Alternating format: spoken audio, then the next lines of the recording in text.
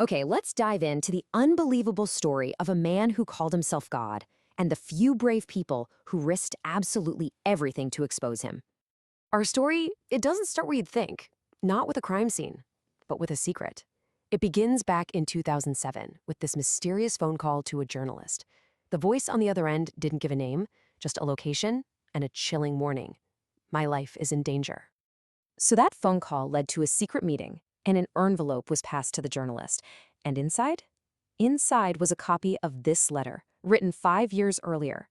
A single piece of paper addressed to the Prime Minister of India, detailing horrors that had been hidden from the world. And this letter, it was about to ignite a firestorm. So, what exactly was in this explosive letter? What secrets did it hold that were putting so many lives at risk? The letter was a desperate cry for help from a female disciple, or a sadhvi, from inside the headquarters of this massive spiritual organization called Dera Sacha Sauda. Now, a Dera is kind of like a spiritual commune or headquarters, and this one, well, it painted an absolutely terrifying picture of a leader who was using his power not for guidance, but for systematic sexual abuse. It claimed hundreds of young women were trapped, told their families would be harmed if they ever spoke out. The letter went into horrifying detail.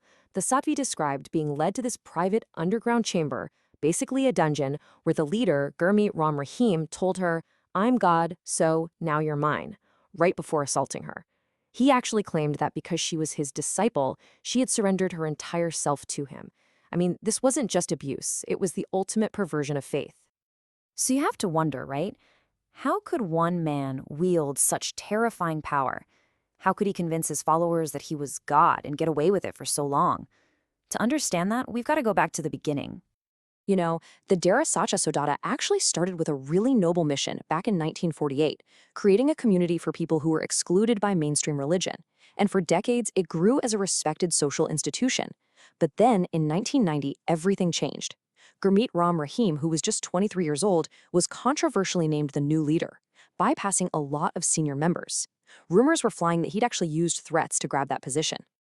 And under his leadership, the Dera's mission shifted, like, dramatically. His predecessors, they lived simply. Gurmeet lived like a king. He built this massive financial empire with factories, schools, real estate, supermarkets. He even created a private army. And here's the most important part. He demanded his followers stop worshiping some concept of God and instead start worshiping him. Okay, so let's get back to that letter. As news of its existence started to leak out, a wave of violence was unleashed on anyone Gurmeet even suspected of betrayal. And this just shows you the brutal lengths they would go to protect these secrets. First, Ranjit Singh, the brother of a former follower, was shot dead just because Gurmeet suspected his involvement with the letter.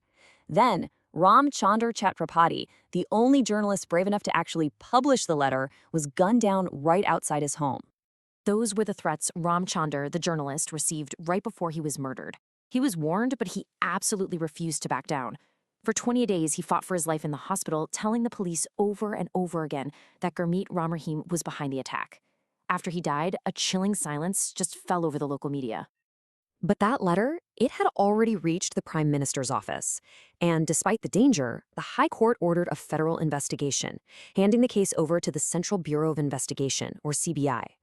For the first time, outsiders were about to breach the walls of Gurmeet's fortress. And man, was it a monumental task. Dera officials refused to cooperate.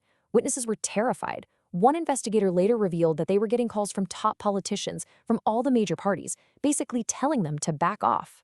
It took them 5 long years just to find and convince the 2 brave women, the original whistleblowers, to testify. So during this investigation, an even more horrifying allegation came out. A former follower came forward, claiming he was one of over 400 men who had been forcefully castrated inside the Dera. They were told it would bring them closer to God. But the real reason was to ensure absolute loyalty, stopping them from ever starting their own families and leaving the cult. And here's what's just absolutely wild. While this federal investigation into rape, murder, and forced castration was going on, Gurmeet was launching a Bollywood career. He starred in a series of movies called MSG, The Messenger of God, playing himself as an action hero. So to the public, he was this celebrity, all while facing these heinous charges in court. So finally, after a grueling 15-year ordeal for the victims and the investigators. The day of judgment arrived in a special court. The verdict came down. Judge Jagdeep Singh declared Gurmeet Ram Rahim Singh guilty of rape. The man who called himself God was now officially a criminal. Witnesses said he just collapsed on the courtroom floor, crying. A few days later, he got her sentence. Not in a public court, but from inside the jail for security reasons. He was sentenced to a total of 20 years in prison for the abuse of his female followers.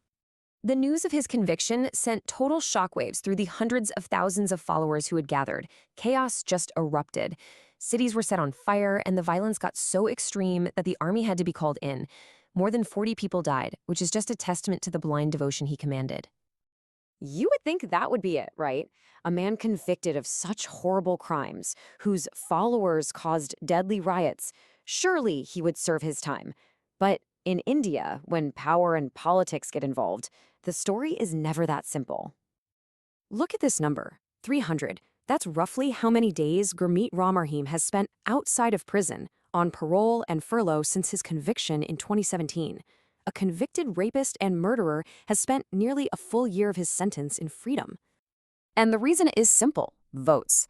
The Dera still controls millions of followers, which is a powerful and really organized vote bank in key states.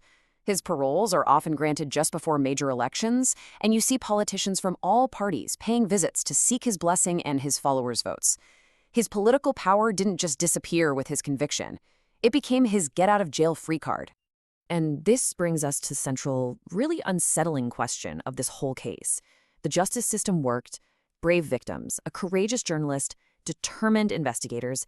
They brought a powerful criminal to justice, but what does that justice even mean when it can be repeatedly undermined by political convenience? It's a question about the true nature of power, faith, and accountability in the world's largest democracy.